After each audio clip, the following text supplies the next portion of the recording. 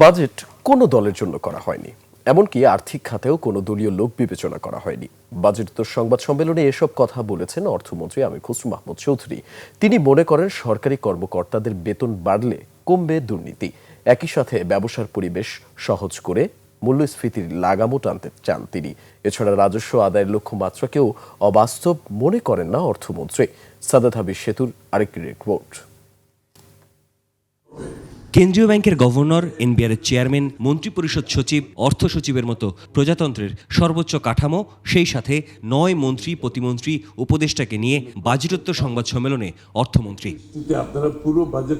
এই সংবাদ সম্মেলনে সবচেয়ে বেশিবার সামনে এসেছে আর্থিক খাতের দৈন্যতা আর আস্থাহীনতার উদাহরণ। বিপরীতে মঞ্চ থেকে ঘুরে ফিরেই ধৈর্য ধরার পরামর্শ আর সবকিছু ঠিক হয়ে যাবার প্রত্যাশা। আমরা কোনো বাজেট কোনো দলের জন্য করি না, করার কোনো ইচ্ছাও নেই।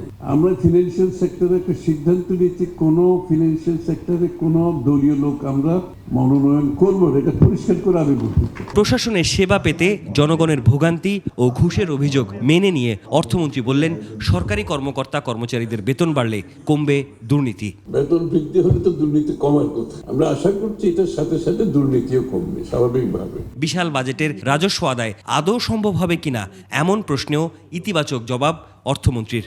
এনবিআর যেখানে আছে, এনবিআর এর কিছু সংস্কার করতে যাবে। ফ্ল্যাট রেটের মাধ্যমে এনবিআর এর ট্যাক্স রেট কিন্তু অনেক বড় হবে। এনবিআর কে ডিজিটালাইজেশন, অটোমেশনের মাধ্যমে এটার এফিসিয়েন্সি বাড়ানো হবে। এত আশার বার্তায় মূল্যস্ফীতি কমাতে ব্যবসা ও ব্যবসার পরিবেশ আর অভ্যন্তরীণ বিনিয়োগকে রক্ষা কবচ হিসেবে দাঁড় করালেন অর্থমন্ত্রী। আমাদের ইন্টারনালি কস্ট অফ ডুইং বিজনেসটা যদি আমরা কমাই আনতে পারি, এটার একটা ইম্প্যাক্ট ইনফ্লেশনের উপর আগামী দিনে হবে। সাপ্লাই চেইন এনশিওর করতে হবে। সামনে আসে জ্বালানি খাতের ক্যাপাসিটি চার্জ, কালো টাকা সাদা করার সুযোগ আর বৈদেশিক ঋণ পাওয়ার সম্ভাবনার ইস্যু।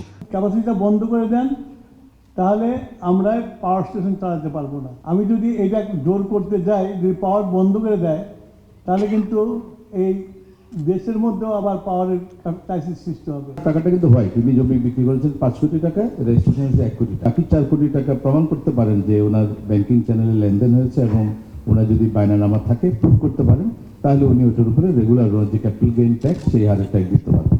সংবাদ সম্মেলনে বারবার যে প্রশ্ন উত্থাপন হলেও উত্তর মেলেনি, তা হলো 1,10,000 কোটি টাকার বিদেশি ঋণ কিভাবে নিশ্চিত করবে সরকার।